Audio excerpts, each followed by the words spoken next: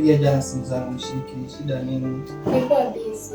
Hata kunitumia message dakika moja kwamba kipenzi niko busy. Unashindwa kweli? Nisingeweza, nilikuwa nimebanana sana. Sasa nikasikia kwamba mpango sija kuchukua. Sina ngua tena. Nilikuwa nikaenda. Kaenda sasa.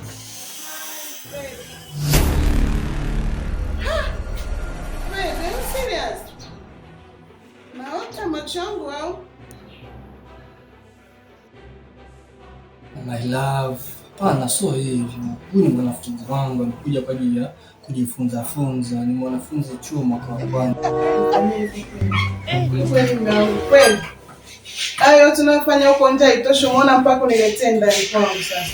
Hadi kitandani kwangu mwanamke ananiletea. Si ndio?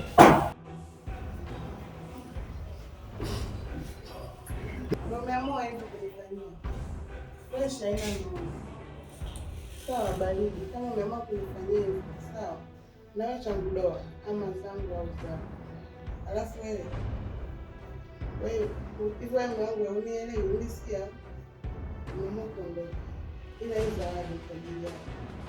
Nakuachia. Tumia na changu doa. Usifanye hivi, usiondoke jamani. Acha na nani mimi? Mwanafunzi chuo mwaka wa kwanza, amekuja kwa ajili ya masomo. Usome wangu. Usifanye hivyo jamani.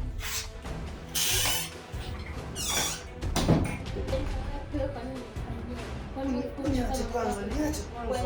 Mimi kitu kwanza kimekuja. Niache kwanza. Niache kwanza. Niache kwanza tuongee baadaye. Unaweza kunitumia baadaye. Sawa. Haya, leo nipigie tu. Basi ndio basi jamani. Haya poa, nenda chukua nguo zako nenda. Nenda. Siendi bana. Unafanya kitu mtagombana, nenda kinja kupigia simu tuongee. Lakini mkiwa mtagombana nenda.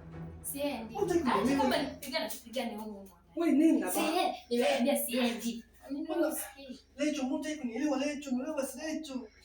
Basi. Nenda basi, nenda. Nenda chukua nguo zako hapo uende. Siendi.